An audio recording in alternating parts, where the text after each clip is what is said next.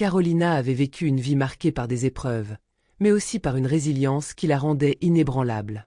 Née dans un quartier populaire, elle avait grandi avec la connaissance aiguë des défis que le monde extérieur réservait aux femmes noires. Elle n'avait pas connu de luxe, mais sa maison était un foyer rempli de chaleur et d'amour. Dès son plus jeune âge, sa mère lui avait appris que les rêves pouvaient sembler inaccessibles, mais que l'essentiel résidait dans la capacité à se tenir droit, quoi qu'il arrive. Elle avait assimilé que la dignité n'était pas un luxe, mais une nécessité. Sa vie n'avait pas été simple. Comme beaucoup de femmes de sa génération, Carolina avait dû jongler entre le travail et l'éducation de ses enfants. Son mari, décédé prématurément dans un accident, avait laissé un vide, mais elle n'avait jamais laissé la tristesse l'engloutir. Elle était seule, mais pas isolée. La communauté autour d'elle l'avait toujours soutenue, et elle avait appris à faire confiance à cette solidarité qui, dans un monde de plus en plus divisé, demeurait une bouée de sauvetage. Ses deux enfants, Lucas et Ramirez, étaient la prunelle de ses yeux. Lucas, l'aîné, était un jeune homme brillant, déterminé à réussir dans l'entrepreneuriat. Il avait lancé sa propre entreprise à un âge relativement jeune, et bien qu'il fût encore aux premières étapes de son projet, il avait déjà connu des succès. Carolina, fière de lui, l'avait toujours encouragé à prendre des risques calculés et à ne jamais douter de sa valeur, malgré les obstacles liés à sa couleur de peau. Ramirez, son cadet, avait choisi un chemin différent.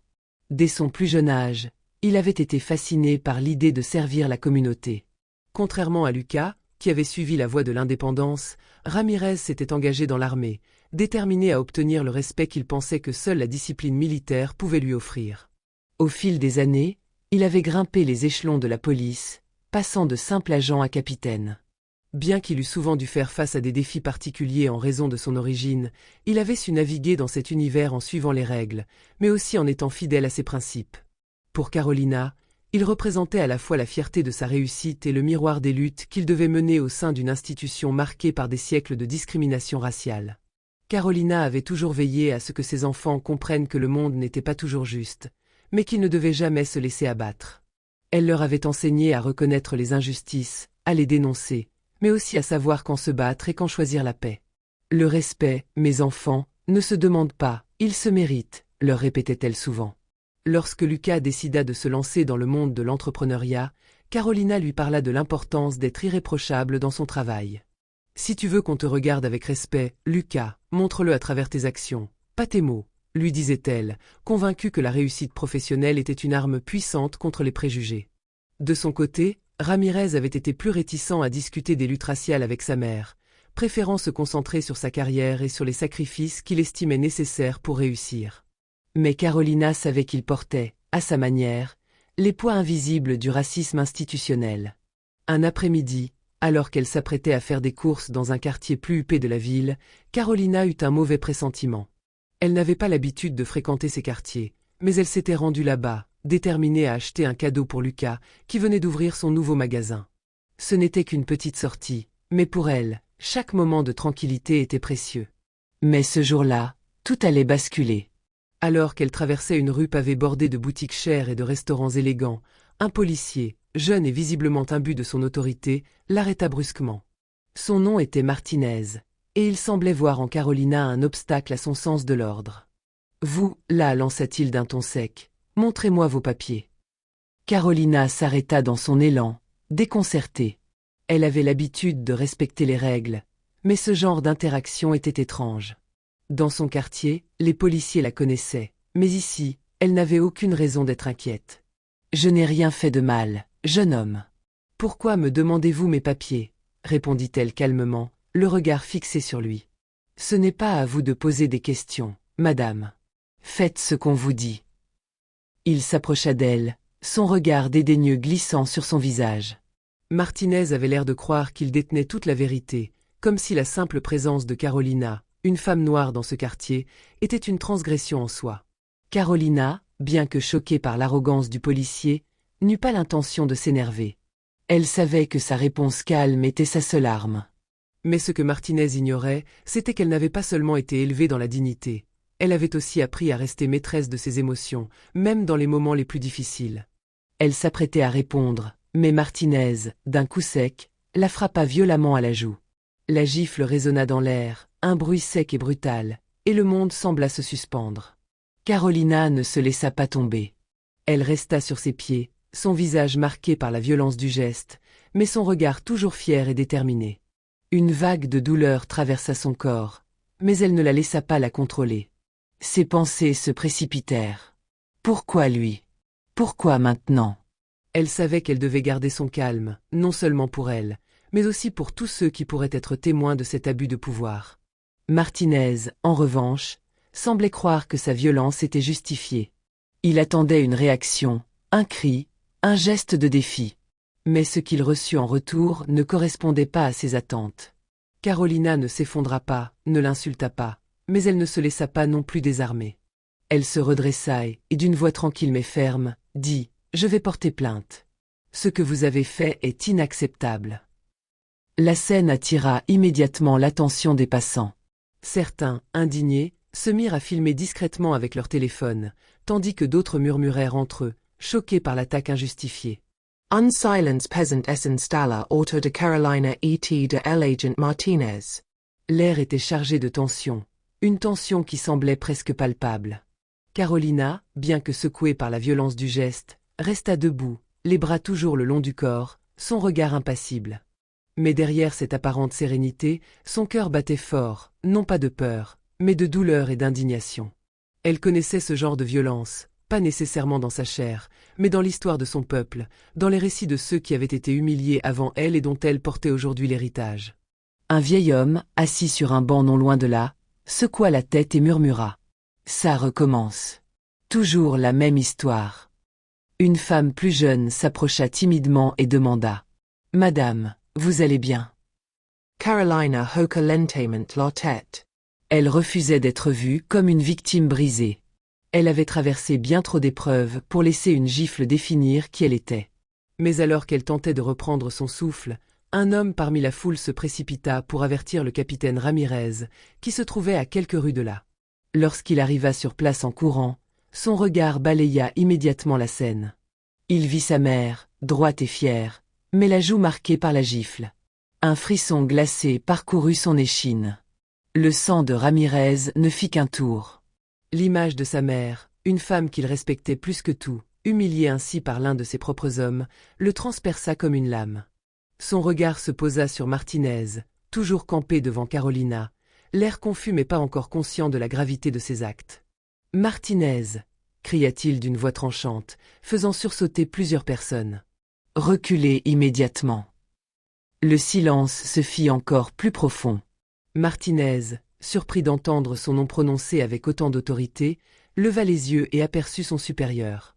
Il ne comprenait pas encore pourquoi Ramirez était aussi furieux. « Capitaine, je faisais juste mon travail, balbutia-t-il, tentant de se justifier.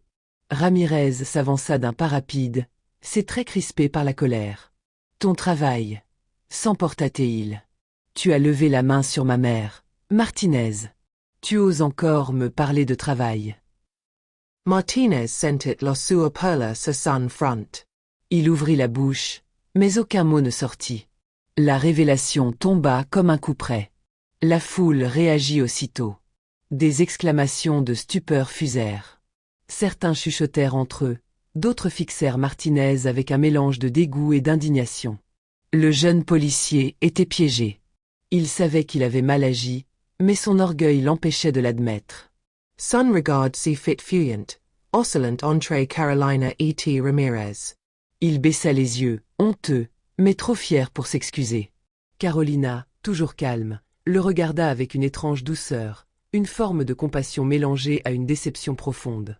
Elle n'avait pas l'intention d'humilier ce jeune homme, mais elle voulait que justice soit faite. « Ramirez, je vais porter plainte, » déclara-t-elle, sa voix posée mais inébranlable. « Ce que j'ai subi, ce n'est pas acceptable. Ni pour moi, ni pour personne. » Ramirez hoca la tête. Il savait que sa mère avait raison.